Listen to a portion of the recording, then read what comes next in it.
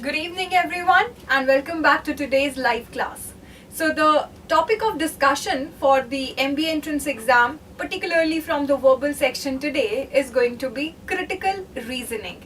You must have heard of critical reasoning in the RC section, but this is also a separate question type in some of the non-CAT exams. If we talk about the CAT exam, ZAT exam, it will be an internal part of the reading comprehension section. By now, I guess we are all clear there are these two types of question from reading comprehension. First is direct question, the second type is critical reasoning question that may ask you questions on sentences or option which strengthens author's argument or weakens author's argument. That may ask you what can you infer from the passage, what conclusion can you draw, what is the main idea of the passage. All these questions from the reading comprehension of CAT exam are also known as critical reasoning types of question, which I've already discussed in one of my lives. You can go back to the particular video and see the live also. But in today's class, I am going to discuss the separate CR question types with you. It's going to be very interesting. You'll be juggling your mind to find out the answer. And trust me, these questions comparatively are shorter and more interesting. So without wasting any time, let's get into the live. I'll tell you some master tips for the critical reasoning questions. But before that, it's important we understand what is CR. Now, it is basically about the arguments and their validity. Whenever you put forward an argument in front of a person, it would not be necessarily positive or negative.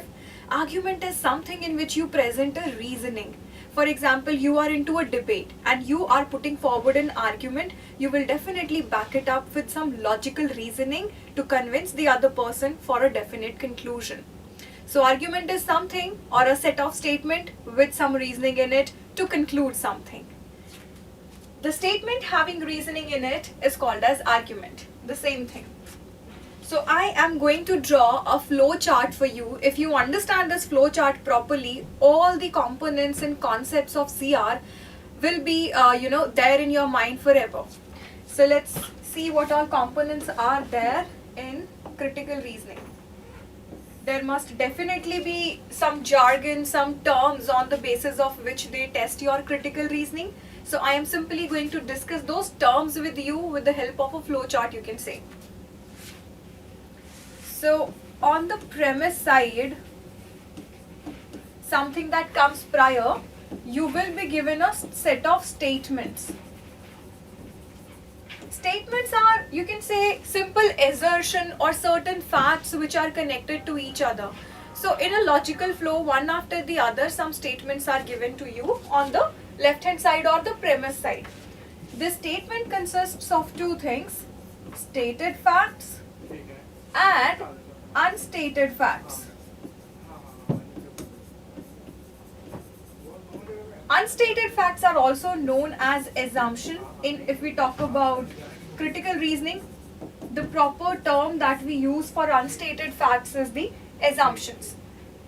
Assumptions are the ideas that were there on the mind of the author. Anything relevant which he assumed before issuing the statement will be assumptions. We will take all these components one by one and see their definition in the upcoming slide also.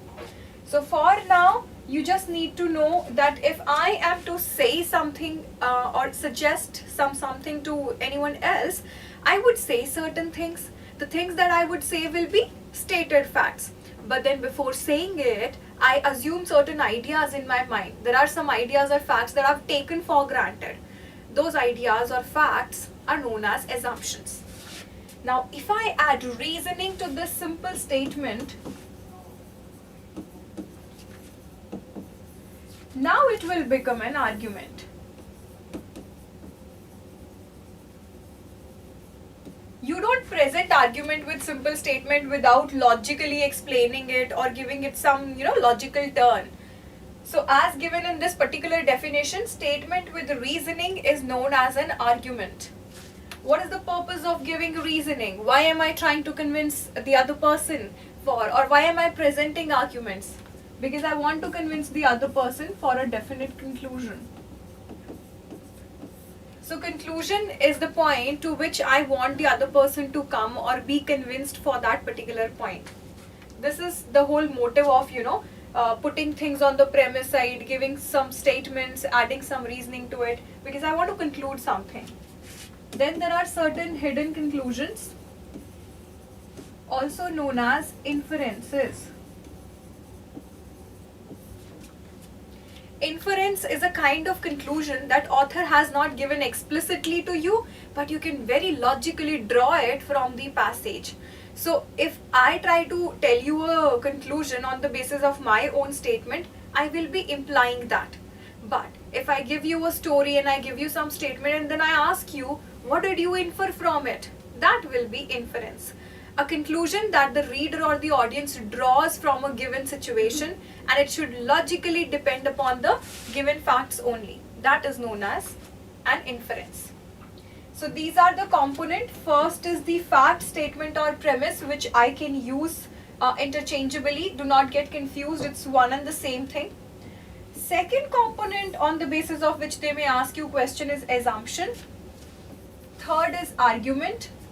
Fifth is conclusion, and fourth is inference. So there are these 5 basic components. Sometimes they may give you a certain set of statement and they may ask you what conclusion can follow from this, what inference can you draw from it, what do you think is the implied assumption over here. So this way they ask you question from critical reasoning.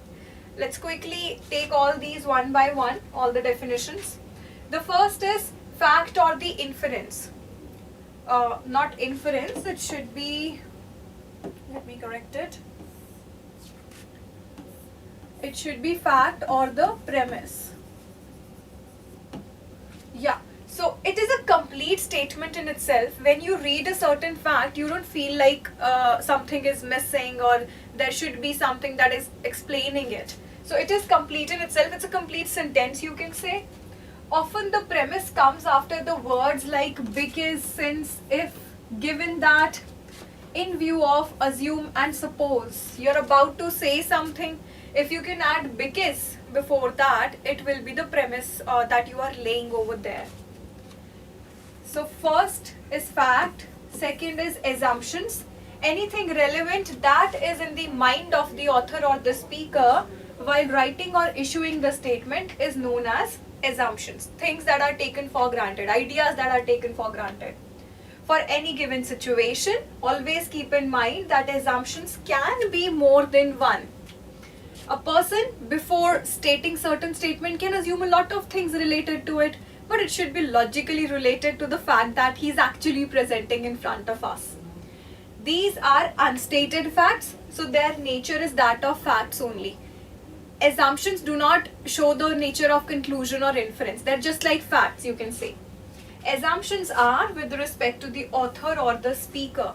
Whenever you are asked a question on the basis of assumption, this particular term, always keep one thing in mind, that you have to put yourself in the author's place and then imagine, before saying these particular thing, what would I assume if I was in place of this person.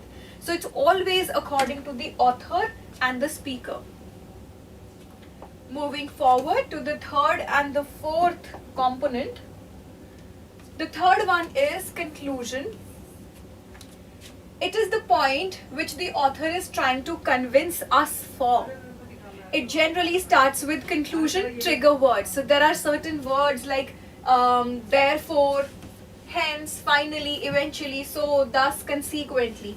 When you read these words, you get to understand, okay, now the author is going to conclude it. So he may use these keywords there. And the fourth one is inference. It is a conclusion. So it's just like a conclusion. Its nature is that of conclusion.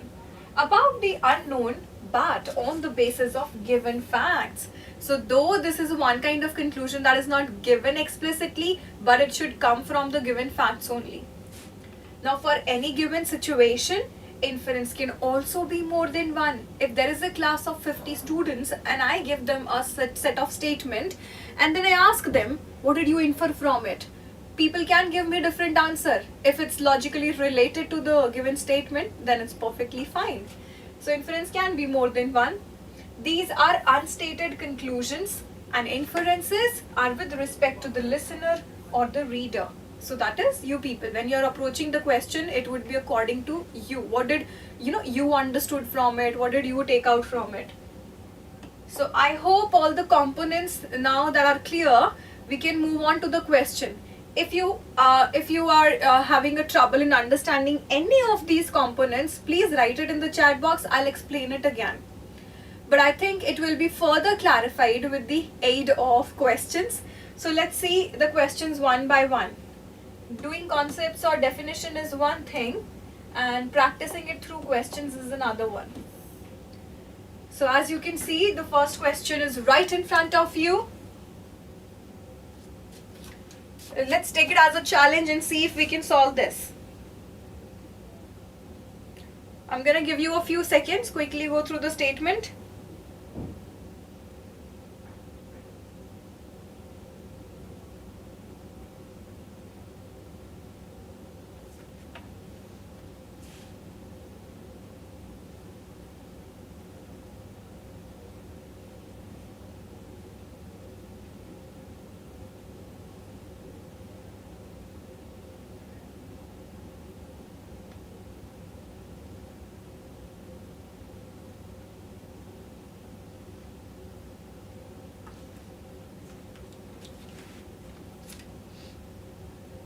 So let's read it together now. The earliest vaccines used whole dead viruses or weakened live ones to stimulate the body's immune system.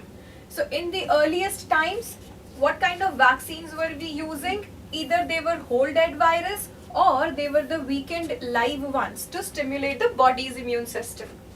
Unfortunately, in a small number of cases, the vaccines caused very serious allergic reactions, and in some cases, even the disease itself. So as you can see, the earlier kind of vaccines were not too responsive towards the disease, rather could be a stimulus for that disease. Vaccines being developed today are much safer because they use only a specific subunit of the viral protein chain. So today's vaccine are more, effective in that way because they use a subunit of the protein that we actually need to inject into the person's body. The question is, which of the following conclusion is best supported by the above paragraph?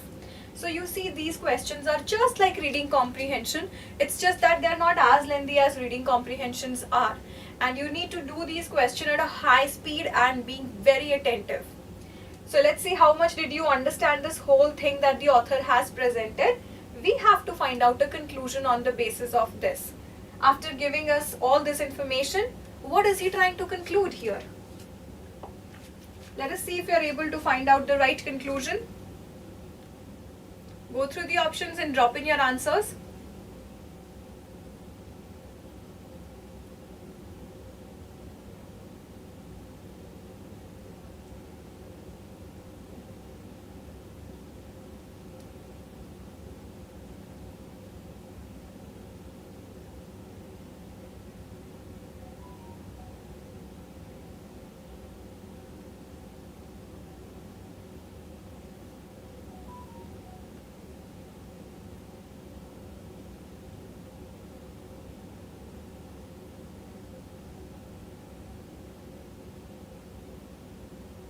Let's see who's going to be the first one to answer this.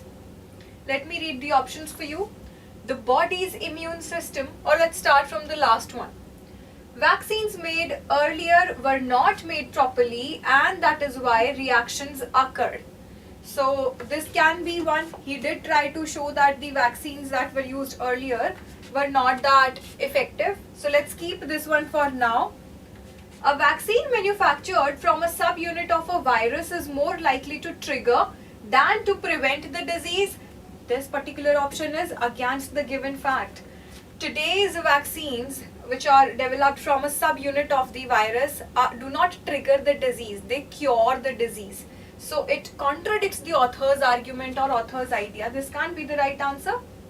Reactions to weakened live viruses are more predictable than reaction to whole dead virus. There is no such difference between the two. The author mentioned both the things, dead viruses and the weakened ones. They were both used in the earlier time and both were not effective.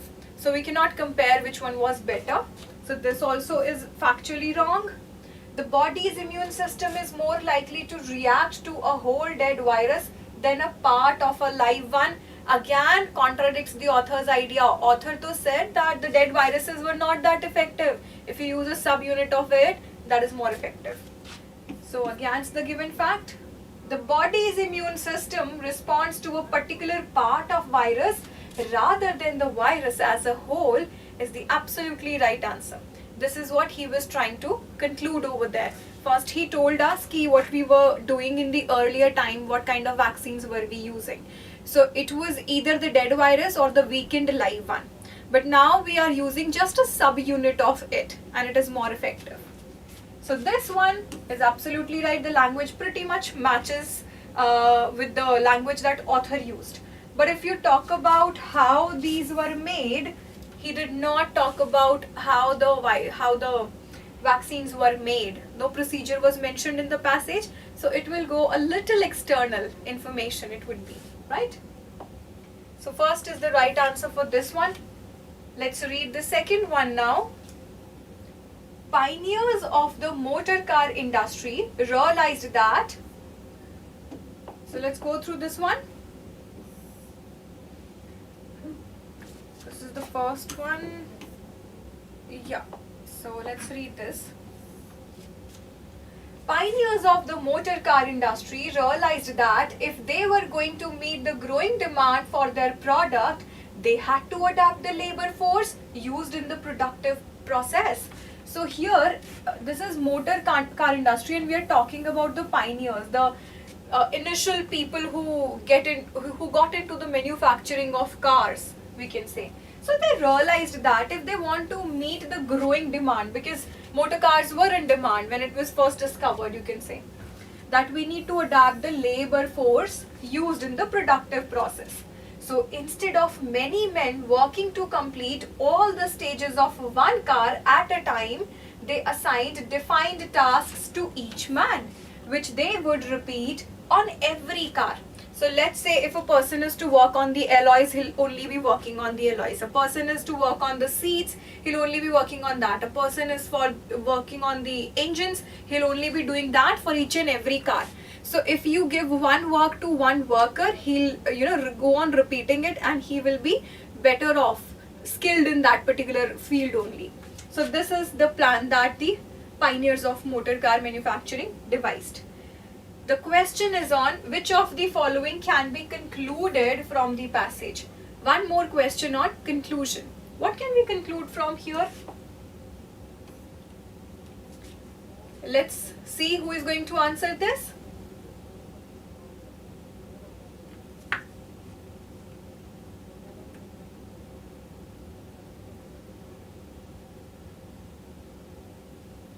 So let's read from the last one.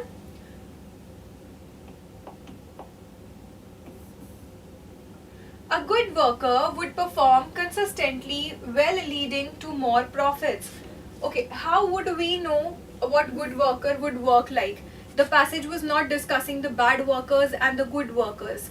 Author was least concerned about which worker is good, which is bad. So why would he try to conclude anything about them? So this is wrong. When you are doing critical reasoning question, always make sure that you are finding out the gist or the main idea of the statement. That what is the author trying to say here? Now he wasn't trying to say what kind of workers are good or bad, so we can't go with this conclusion. A bad worker would perform the same task badly on each car, leading to many more rejects, just as we rejected or eliminated this one. We're gonna eliminate this one also because there was no discussion of the good or bad workers. Economies of scale enabled early motor companies to expand. How would we know? Economies of scale was again not discussed in the passage. It's just that demand is more. So this cannot be the conclusion that what helped the motor car industry to expand. All car workers became disgruntled because they were assigned monotonous repetitive task on the assembly line. Yes, they were given a repetitive task that was given in the passage, But it was not mentioned in the passage that they were bored of doing the same work again and again. So again, an external information. So we are left with the first one, which is the right answer. Early motor car manufacturers intended to increase productivity by applying the principle of division of labor. See, even if you are able to guess the gist or the title also, that too can help you. So our pioneers of motor car industry, they thought of going with division of labor strategy, which really helped them to produce more and more cars. This is the right answer. This is the thing that he was stressing upon. Yes, Divyansh, wonderful. Your answer is absolutely right. Okay, so last one for today. Let's see who's going to answer this one now. Take your time and go through the question and then I'll read it for you.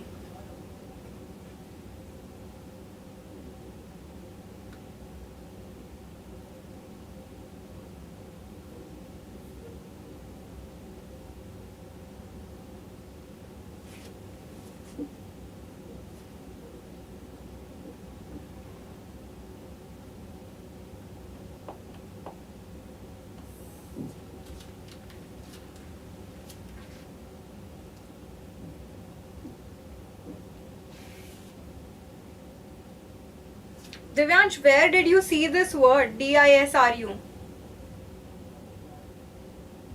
There was no such word.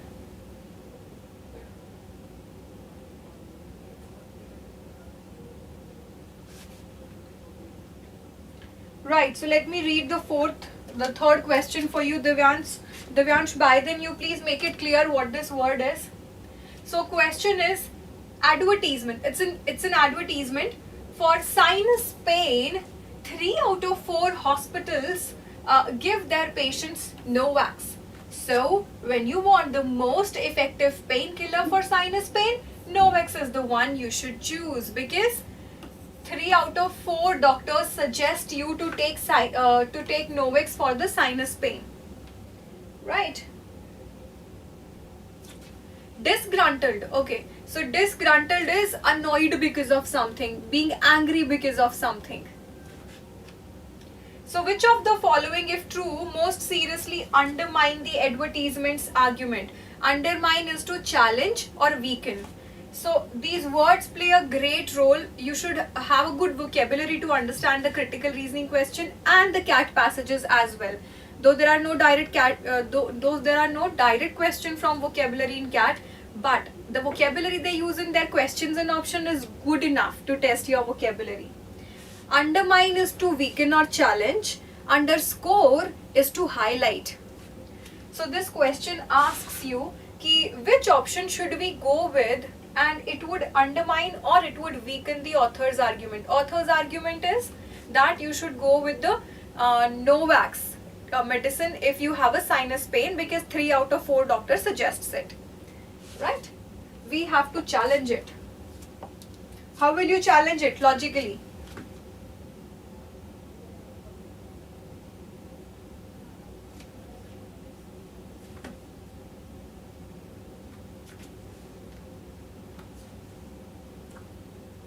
Go through the options, everyone, quickly.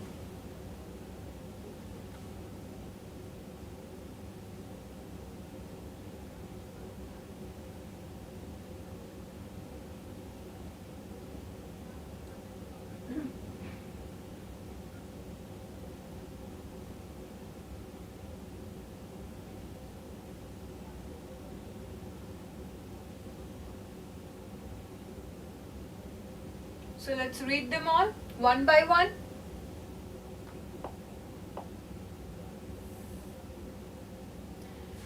Some competing brands of painkillers are intended to reduce other kind of pain in addition to the sinus pain. So why are we talking about some other kind of pain when the 3 line, they were all based on the sinus pain only? So we are not going to go with this one. When I say that you should go with one such option which will challenge author's argument, it should be related to the author's argument. This wasn't his argument. He wasn't talking about the additional pains, that those pains will also be cured. So external information. Many hospitals that do not usually use Novax will do so for those patients who cannot tolerate the drug the hospitals usually use. Does that make any logical sense? That there are a lot of hospitals because patients do not want to have the drug that are available in the hospital. So the hospital authority will suggest them, okay, go and take Novax. That doesn't make any sense. When we go for critical reasoning questions, there should be some logic in it. It's not even related to the main argument. How will it challenge it, right? So, okay. Yes, Manik, hello. Try to answer this, Devansh and Manik. 3 more options are left. I've already eliminated 2.